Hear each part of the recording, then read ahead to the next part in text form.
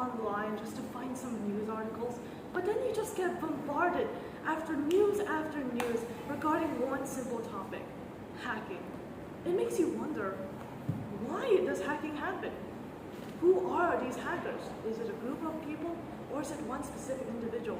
And the most important question of all, what can we do in order to counter that very, very distressing issue? Hello everyone, my name is REESE. I'm 17 years old, and today I'm going to answer that very question. Why or how? Well, through this book review. You see, The Art of Invisibility by MITNICK is a book that teaches both the young and old generations regarding ways to protect themselves from their online activity. Now you see, The Art of Invisibility may sound like a weird title, but I assure you it makes the most sense. To prevent from getting hacked, you would want to make sure all your personal details are confidential, private, in other words, invisible. Before we dive into the contents of this book, allow me to tell you more about MITNICK himself. You see, Kevin was a very, very unique individual. Now, you may be asking yourself, how and why? Well, let me tell you this. Did you know that just a few months prior ago, he had actually got arrested for quite some time? Why, you may ask? Well, it's actually quite shocking, as it seemed that Kevin himself was a notorious hacker that was being tracked down by the FBI. It sounds crazy when you put it in that perspective, but ever since Kevin got released, he had always been writing and creating books like these ever since in order to guide people so they don't follow his exact mistakes.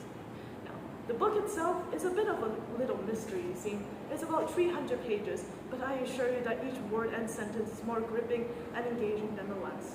The book itself also consists of about 16 chapters, each one talking about a different issue or factor that comes from hacking, along with the end chapters talking about Kevin's life and how he got arrested.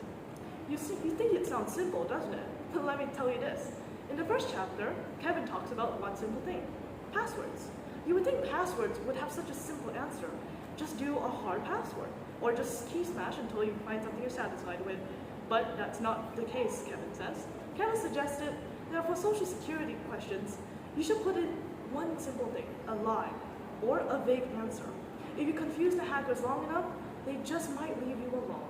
That may not sound that easy, but if you really think about it, hacking is a very complicated case in the first place, so we can't be too sure. The Art of Invisibility tackles the question, at what point does convenience trample all over security? And that's a very thought-provoking question, isn't it? Now, around the middle mark, I would say that point is my favorite chapter. You know why? Because Kevin discussed a very, very funny issue. You want to guess what it is? Thermostats.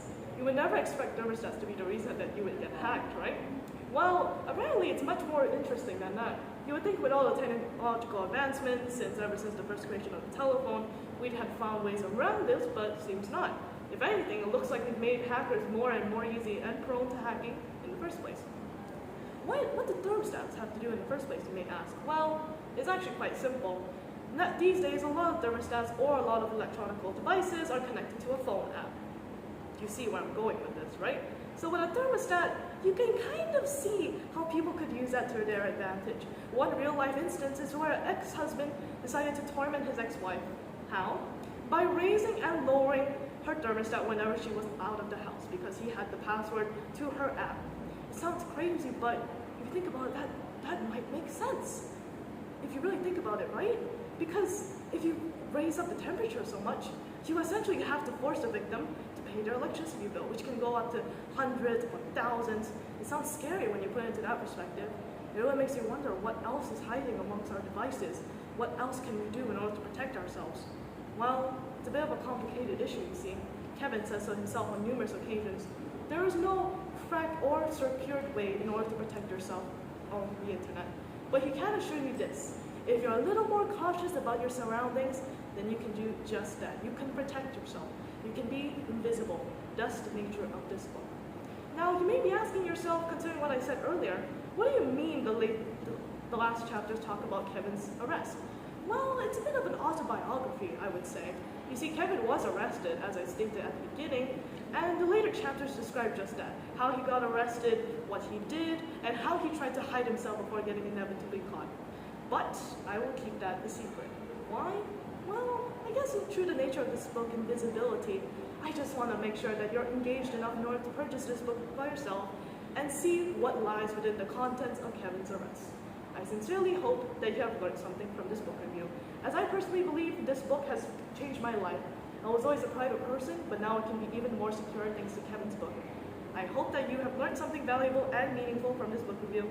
Again, my name is REESE, and thank you for listening.